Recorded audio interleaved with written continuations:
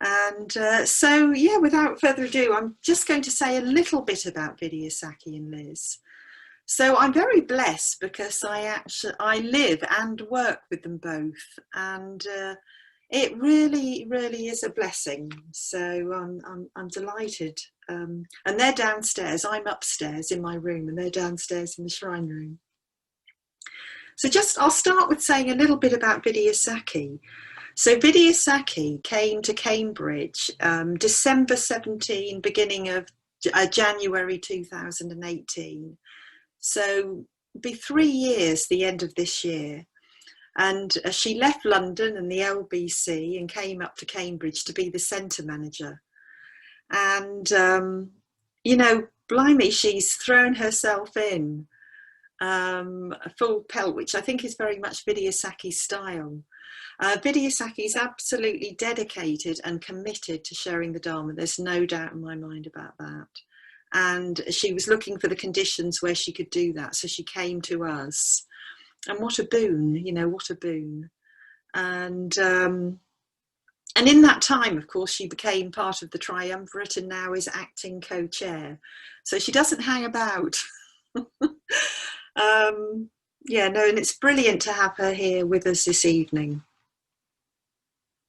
And then Liz. So Liz joined the centre team in April last year. So it's nearly a year and a half since she came along and joined the centre team as property manager. And in the last 4, maybe 5 weeks, Liz has joined the Abbey House community, so come to live with us. And it's totally seamless. I don't know how Liz has just managed just to move in. I think that's just part of her qualities. Been absolutely joyful and delightful to have her moving in. So Liz is property manager, and I think from the very beginning, you would all, you know, those of you who were around and coming to the centre would have noticed what Liz brought to the centre, to the building, to the gardens. The care and the love that she brought into that was extraordinary. And she brings that into all of her life, I think. So very, very glad to have them here this evening and really looking forward to hearing what comes out of this interview. So I'm going to hand over to Liz and Vidyasakhi.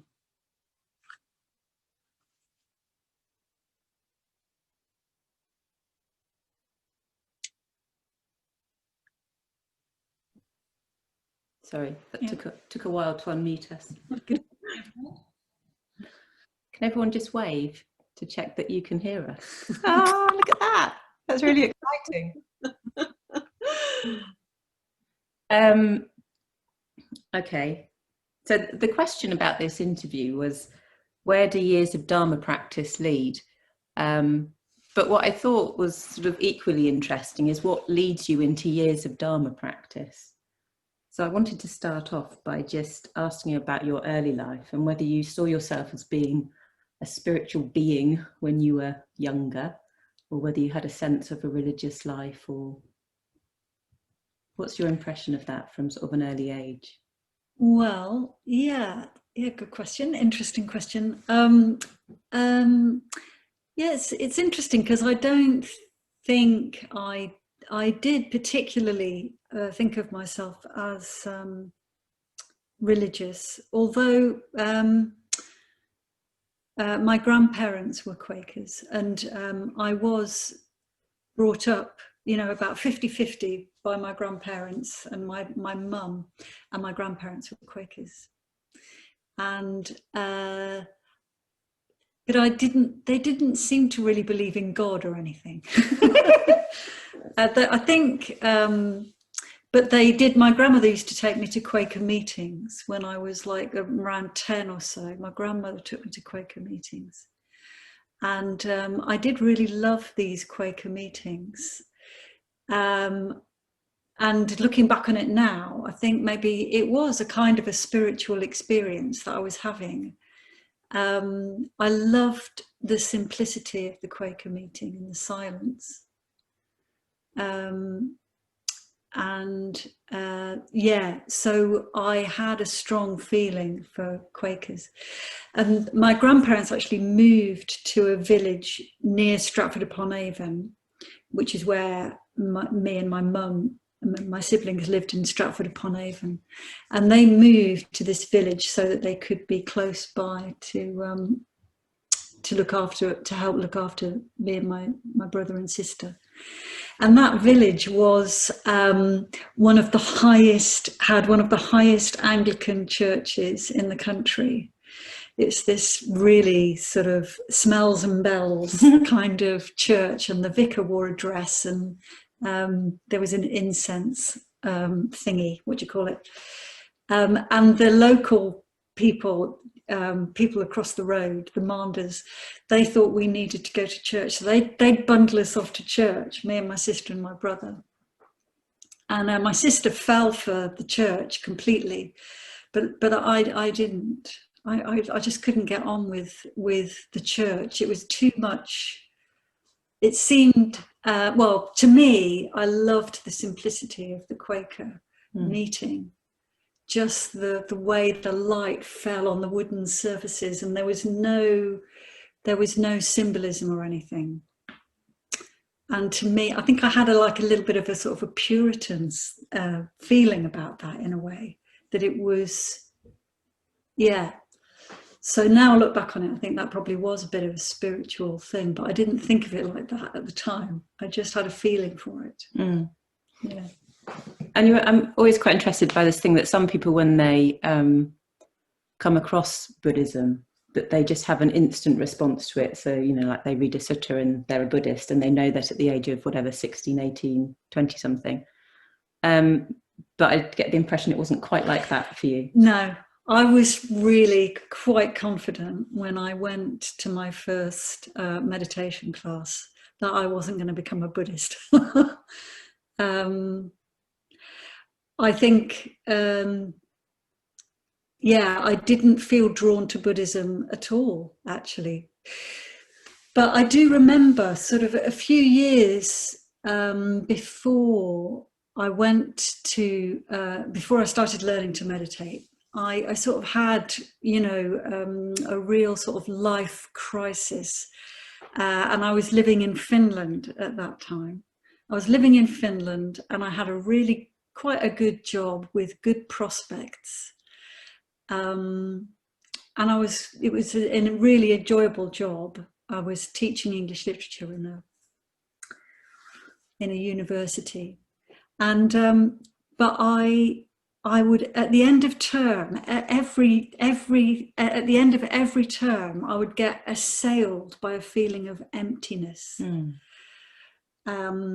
And meaninglessness of what I was doing. It was terrible.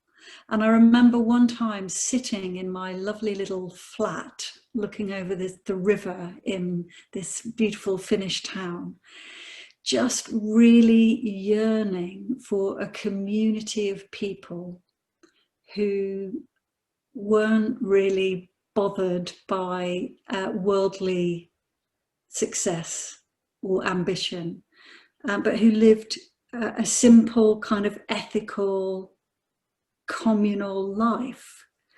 And I think the nearest I'd ever experienced of that was Quakerism, was the Quaker community that my grandparents were sort of engaged in.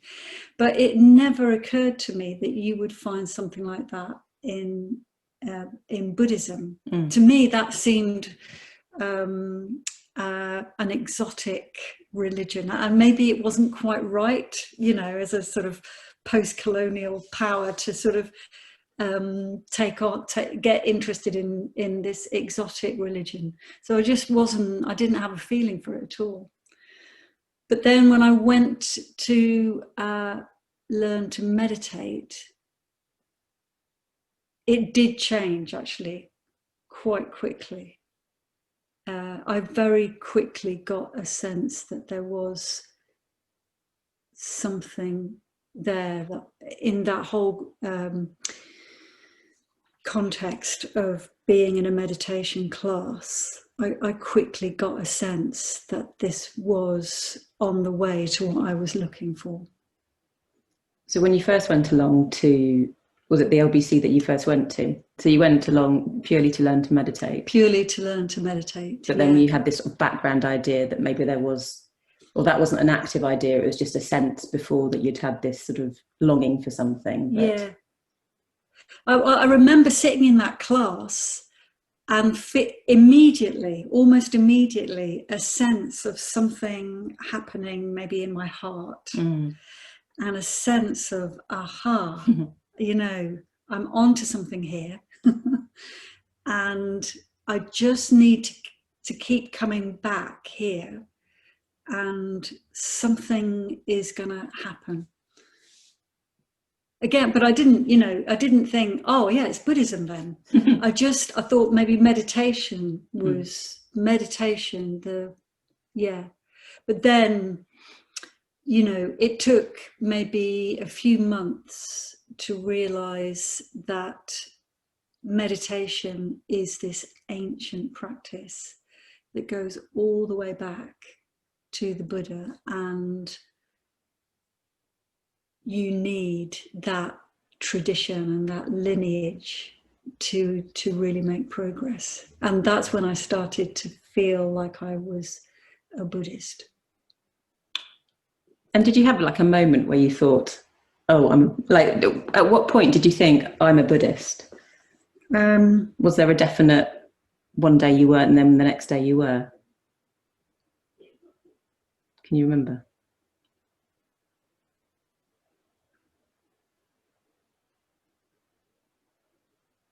I think it happened sort of quite slowly in a way.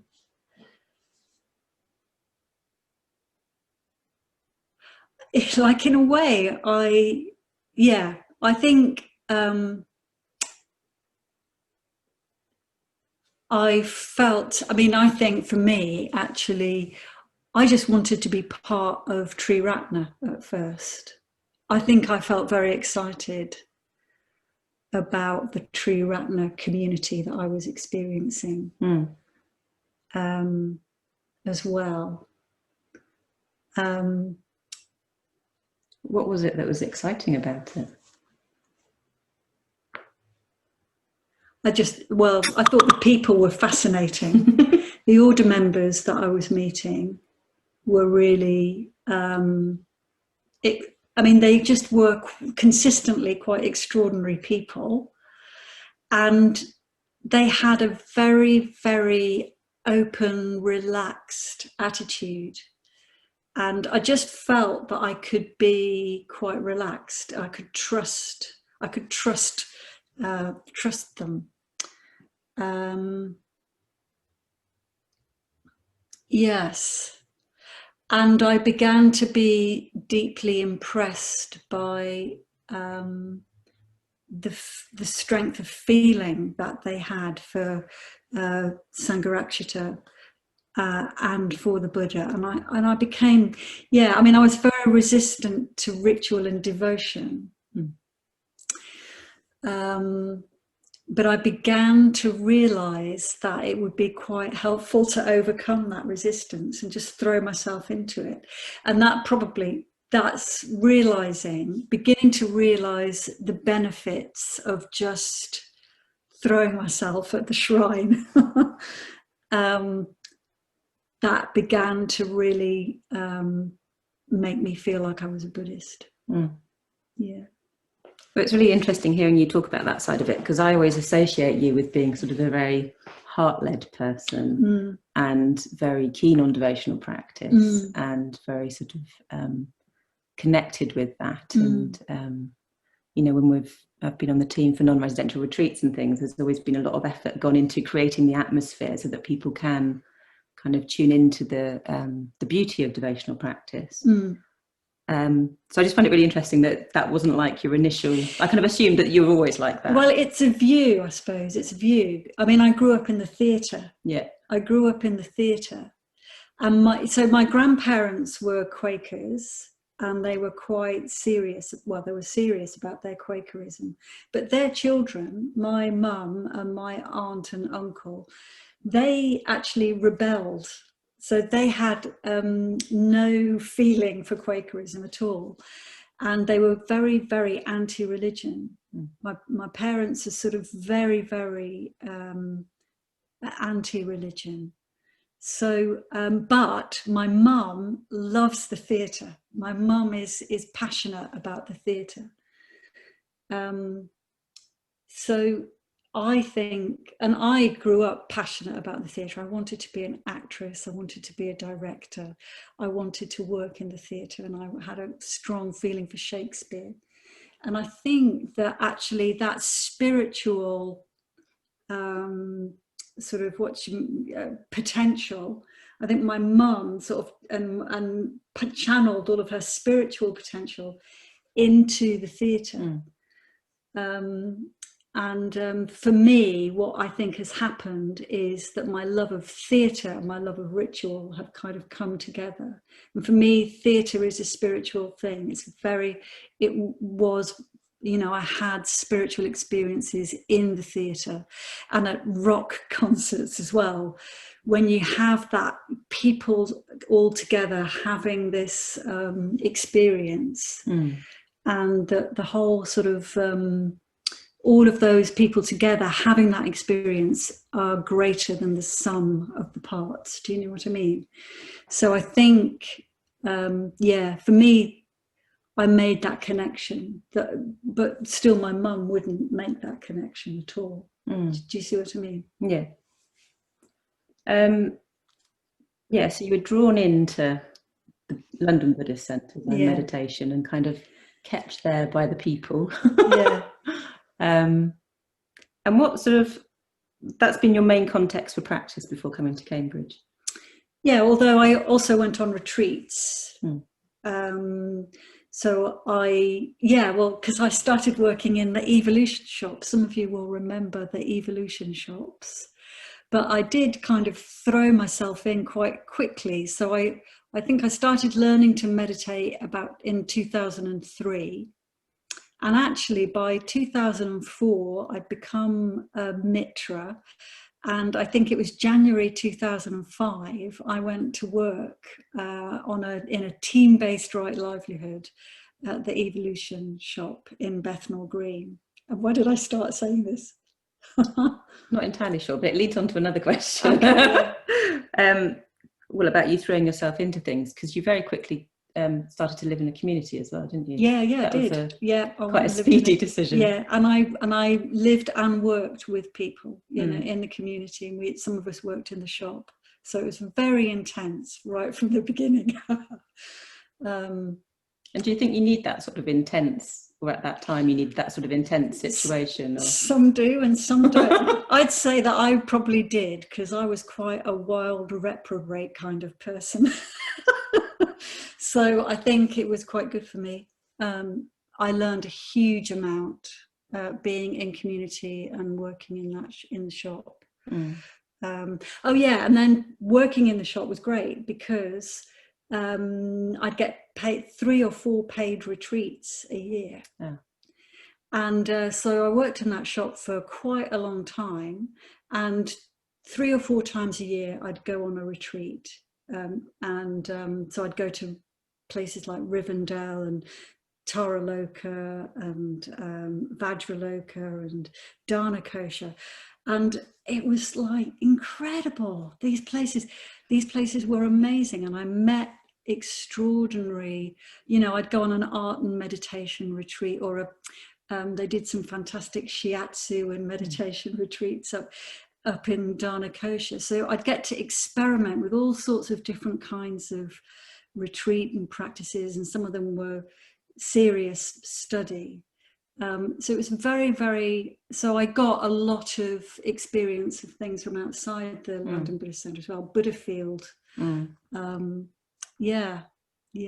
mean, I earned about 2p a month in the shop, but they paid for me to go on these fabulous retreats.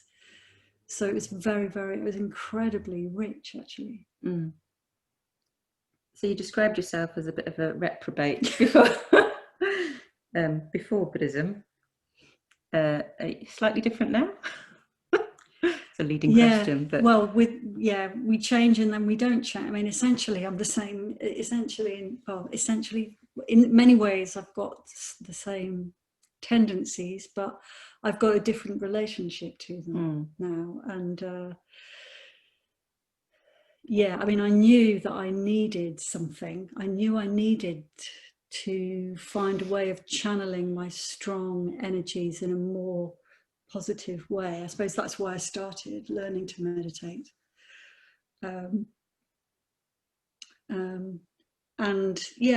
I definitely feel that I am a much happier, more stable, and I hope more likable person than I was when I started. Yeah.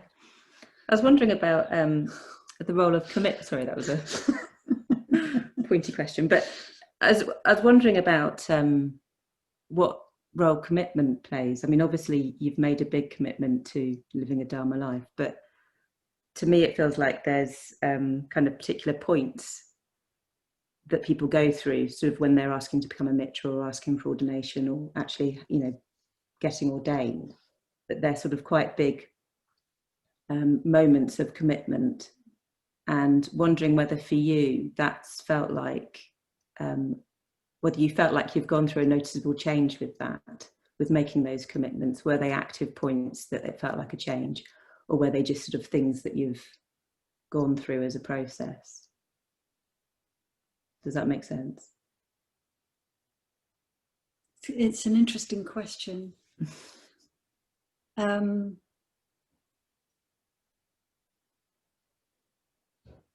It's a really interesting question, isn't it? I mean, looking back on it now, looking back on when, so the first time I went to the meditation class, which was, I think, early 2003, I didn't have, I don't think more than a couple of weeks have gone by since that day when I haven't attended some sort of a class or been on retreat, or so the commitment sort of happens kind of organically. But then there are moments when you think, I want to be a mitra, or I remember realizing, I mean, I asked for ordination just because everybody else in the shop had asked for ordination. I didn't want to be left out. But then maybe like 2 years later, something happened and I thought, now I really want to be part of the order. I want to serve the order. It would be quite a thing to be part of this order. I think I was asking that question because to me there seems certain points like where it feels like I'm making a commitment to myself and my own values, as well as making a commitment to something external. And sometimes there's a bit of a gap between me externalizing that and sort of like the internal process. And sometimes there's a bit of doubt that kicks in between times. But but I don't know if everyone experiences that in the same way, as whether that's just a thing for me. Well, can you illustrate that then in some way?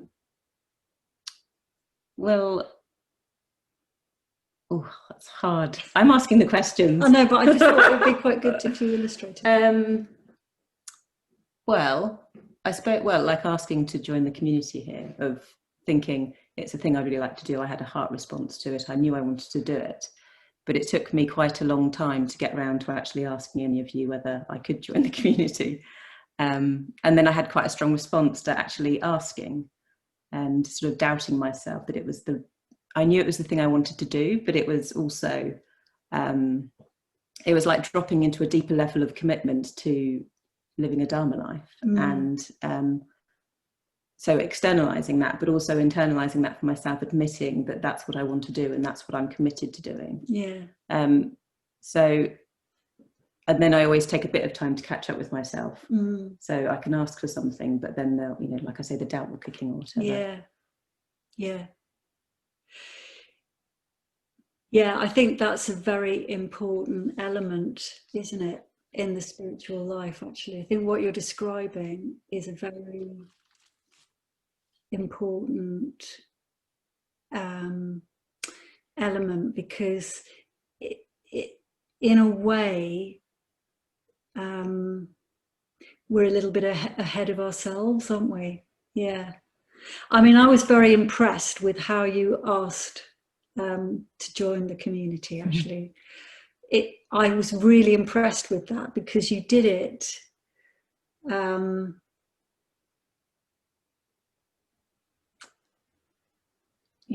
a very sort of I can't quite think of how to describe it, but it's like you didn't sort of just, you know, take one of us to one side and say, how would it be if I asked to join the community? You just asked in a really straightforward way.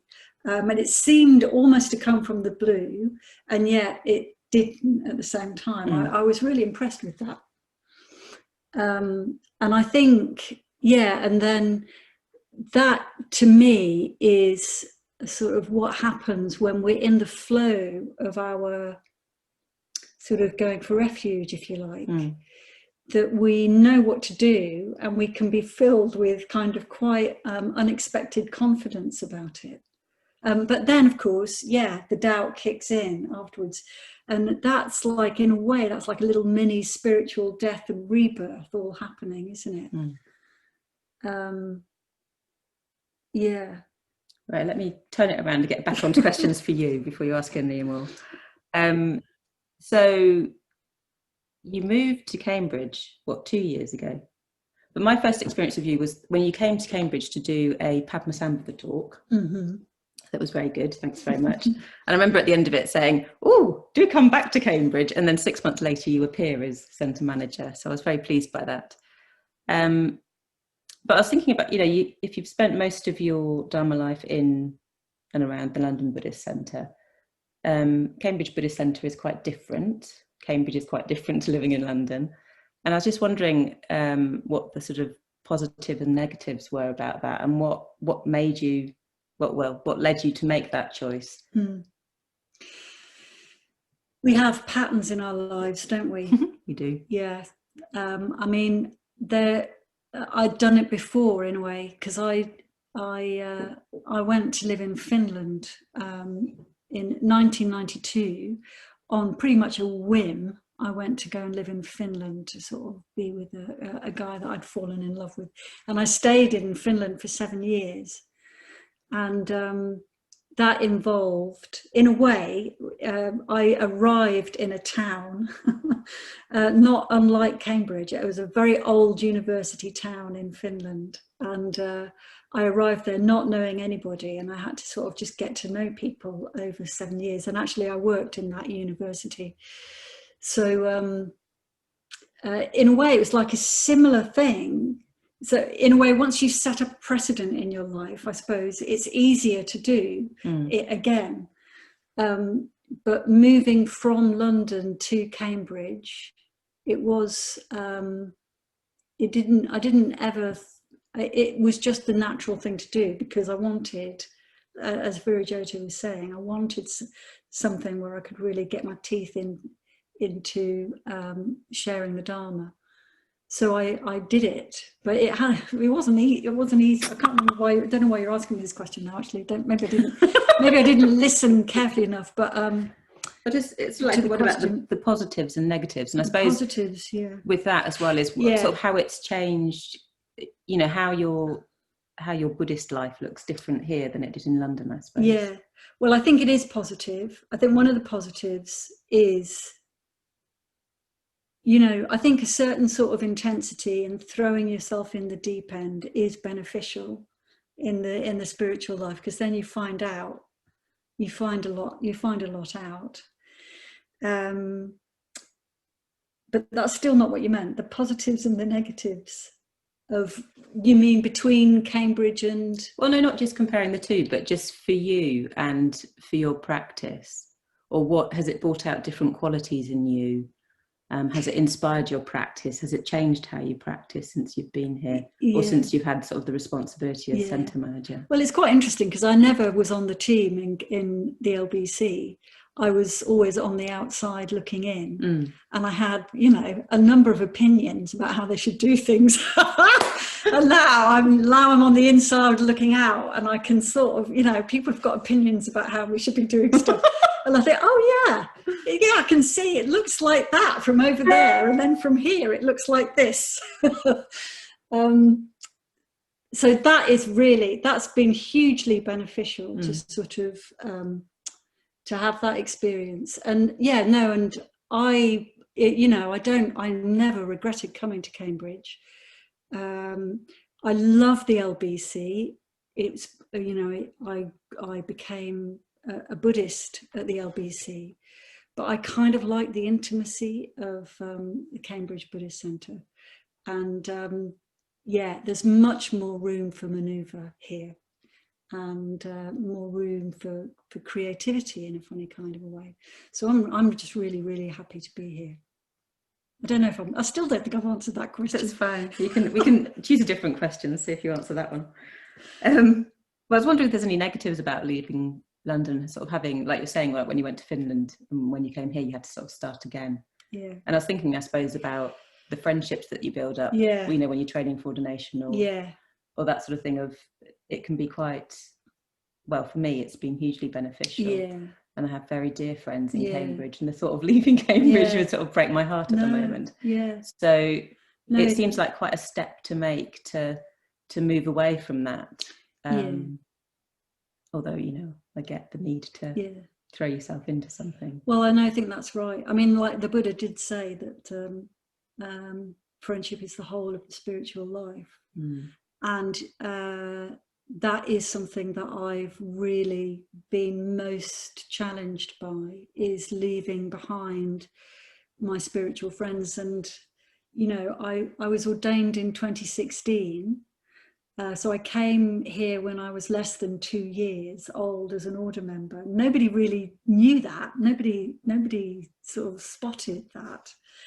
Whereas when I was at the LBC, I was a little tiddler order member, and the order members around me had seen me growing into an order member and had certain.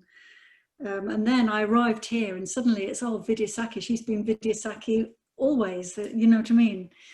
And yeah, you do need close, trusted friendships to really thrive, and that is fundamental to the spiritual life. So that's been a little bit, you know, I've had to sort of balance making new friends with staying in touch with old friends, and that's been one of the most challenging aspects of being here, I think.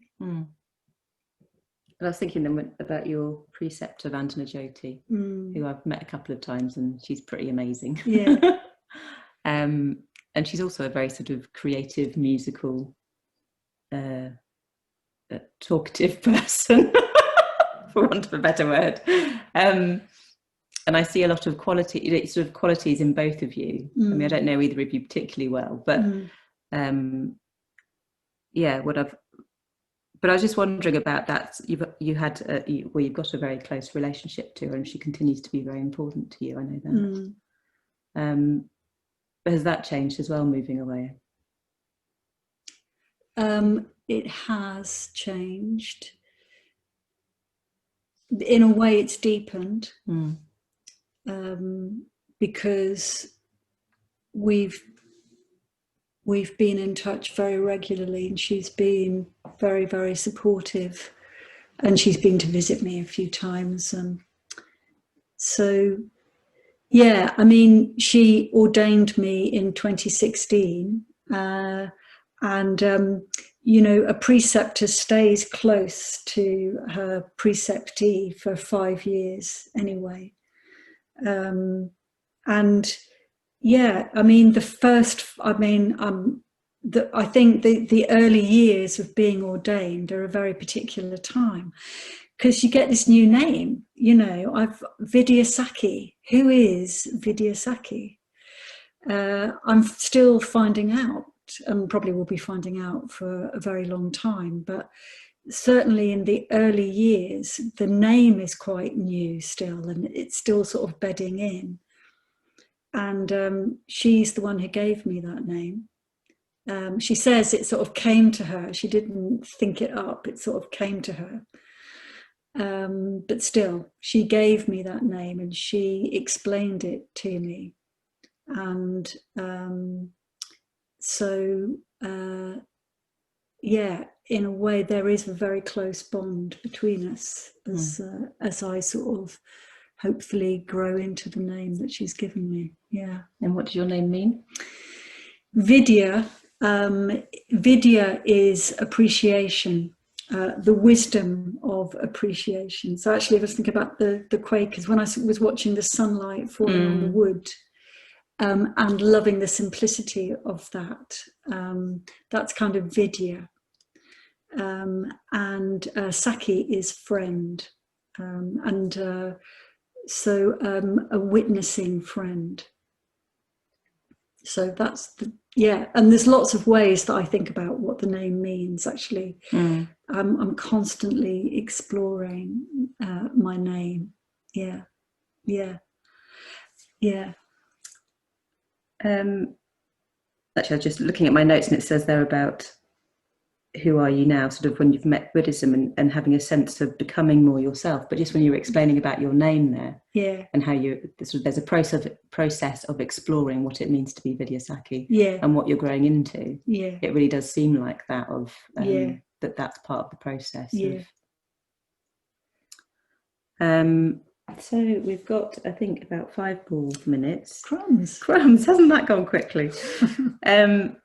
So have there been any particular teachings that have felt like they've been life-changing, or things that you've practiced that have, particular practices that you've taken to that have just felt like you've got to do it because it has such meaning? Yeah, lots, actually. Where do I start? There have been times, so I've always been, very keen on theatre and poetry, and always got sort of quite excited about it. But nothing has blown my socks off like the Dharma. I remember, for example, reading first time I read The Life and Liberation of Padmasambhava. At Tiratnaloka in the library. I just got it down off the shelf and started reading it. And we were in silence.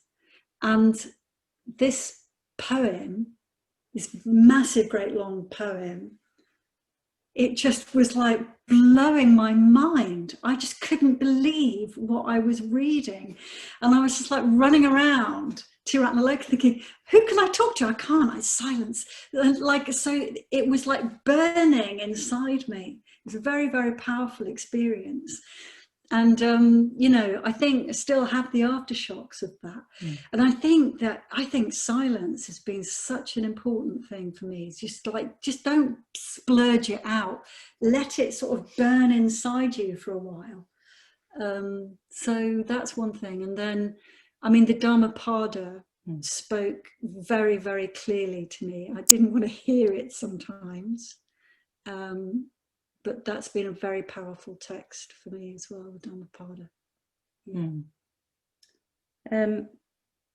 Well, maybe we'd better, I'll ask you one more question. Okay. I was just thinking, if you had a bit of advice that you could give to the old you, or to someone who's just sort of starting out on the Buddhist path, or just starting to meet Buddhism, what would you say to them to encourage them or to push them along? Or what could you have done with hearing earlier on? Do you think anything would have changed how you've done things, or does it all just seem that you are just where you're supposed to be because of all the things you've done before? I think the most, one thing is it's okay to have fun. It's okay to, and also it's not, in a way the Dharma is already there inside, and the way you really feel about the Dharma is the way it is. Do you see what I mean? I think this is the thing that really grabs me about Triratna as well, is we can make it our own in a way. I don't mean that in any kind of compromising way, but our life, we can give out the hearts of our lives to the Dharma in this context, I think. It's not about making ourselves fit something exotic and external. It's about recognizing that it's already kind of here. So you can just relax and enjoy the ride, kind of thing. Well, I think that's a perfect place to end and hand back over to Vidyasakhi, who I can't see actually. There she is. Oh, there she is there. For questions. Yeah, no, well, thank you both. Yeah, really beautiful to hear that. I love the style of questioning and what it drew out from Vidyasakhi and from you, Liz, actually. It was really, really lovely to hear that. So now we've got an opportunity for people to put questions into chat.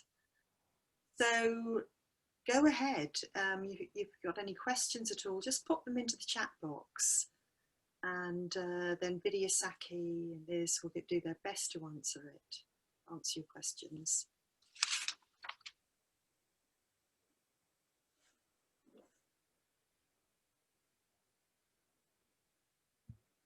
Okay, so we've got a question from Kula Priya. So Kula Priya is saying, thank you, Vidyasakhi and Liz, a lovely warmth between you. And the question is, Vidyasakhi, do you think the CBC, being an old theatre, gives you an extra sense of connection? Yeah, it definitely does. Yeah, it definitely does do that. Actually, I do get a little bit of a thrill when we're on, because we do stuff from the stage now, and the stage, it does feel a bit like, sort of, in a funny way, a bit like home, but also quite a thrilling place.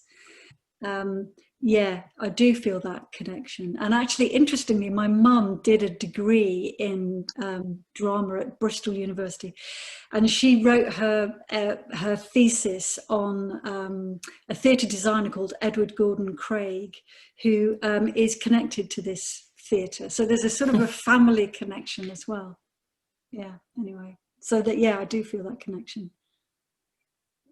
Oh, no, thank you, Vidyasakhi. Okay, so we've got more questions coming in. Oh, Naina's got one. Will there be any interesting changes that will be coming to the centre? No doubt. But I think we've got to navigate COVID-19 first. Yeah. Well, you're doing a grand job of navigating COVID-19. And then we got a question from Ava Ray. Why did you want to learn to meditate? Why did I? Well, I think I had a strong realization that I was adrift from my real sense of what was important, and that I needed to find that connection with my own kind of heart and ethos. And somebody described these meditation, the metta and the mindfulness meditations. A friend of mine, described them to me, and I thought, gosh, that sounds interesting. So I just went along to the LBC to learn, and I was hooked, right from the start, by the meditation. I think it was Metta Bhavana that I learned first. Do you have any sense of why you were hooked? My heart. I mean, Jnanavacha was the teacher that day, and I was deeply impressed with him. I really felt that I was in the presence of somebody who was very special, and nothing that's happened since has changed my mind about that. But I did feel my heart opening in a way that felt really,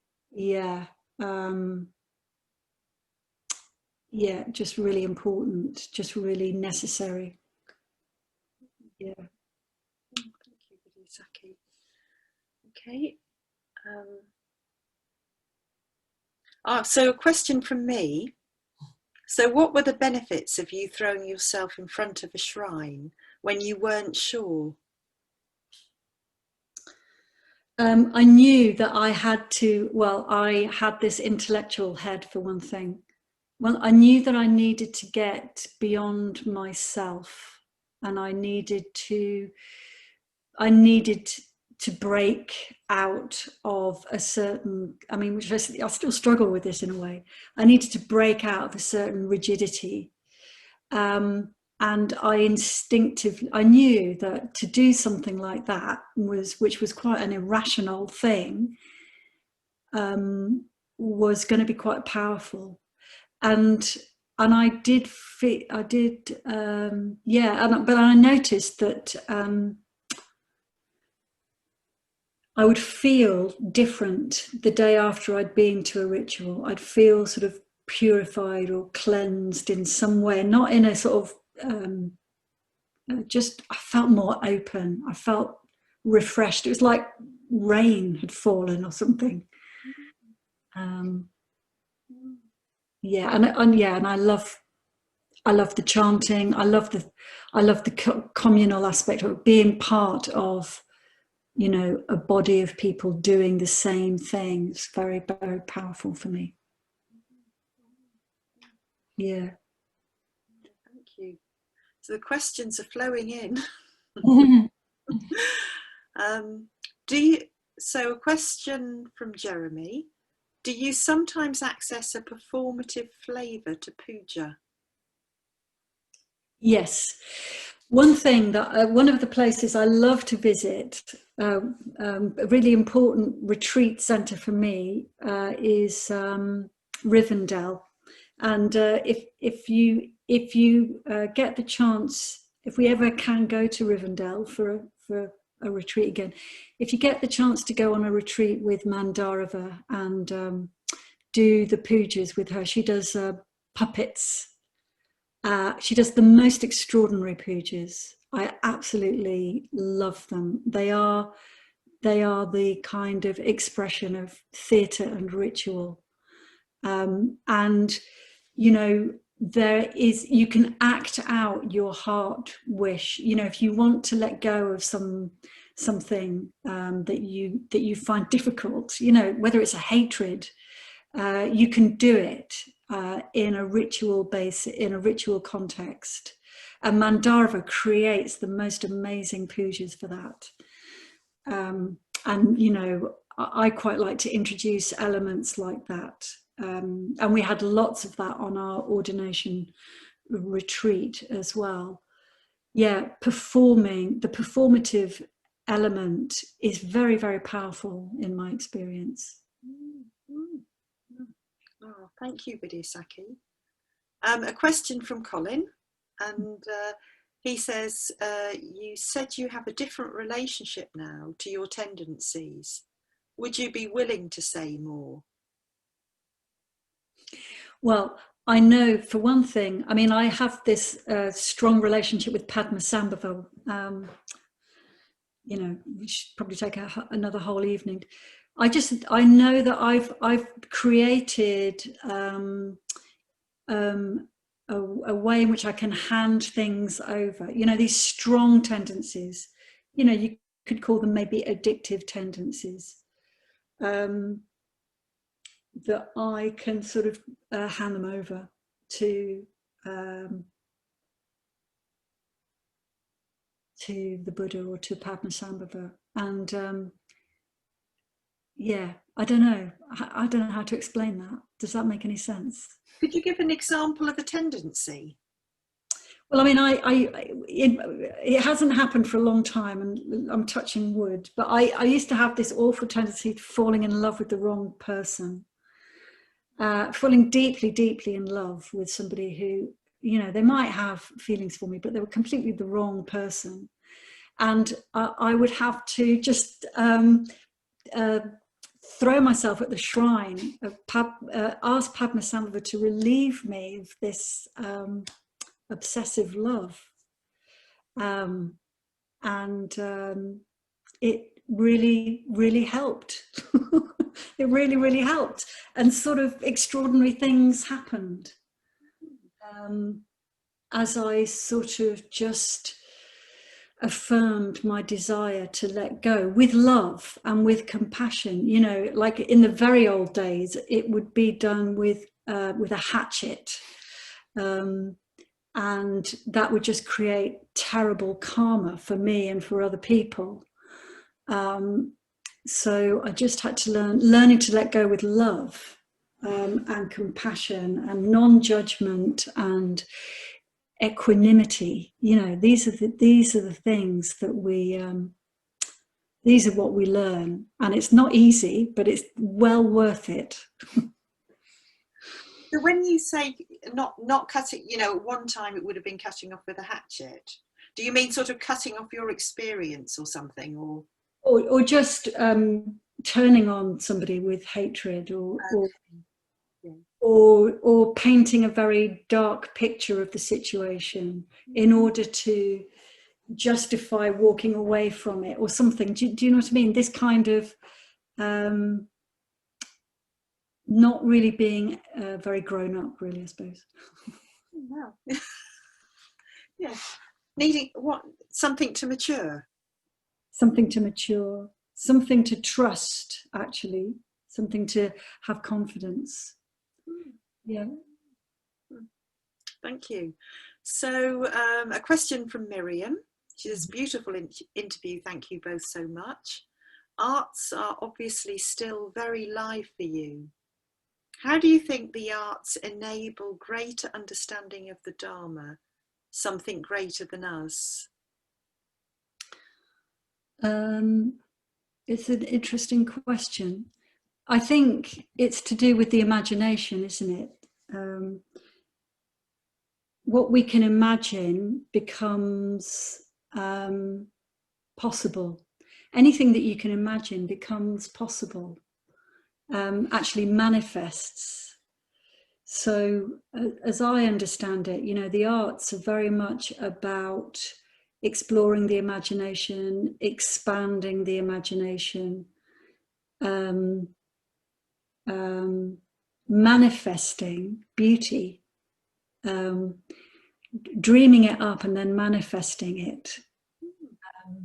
And of course, Sangha Bhante really knows about this and talks about this a great deal more eloquently than I can.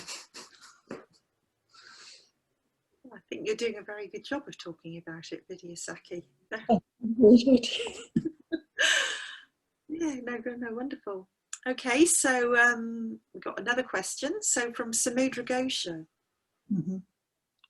So do you think your younger self would have been really surprised by any of the ways in which you've changed as a person?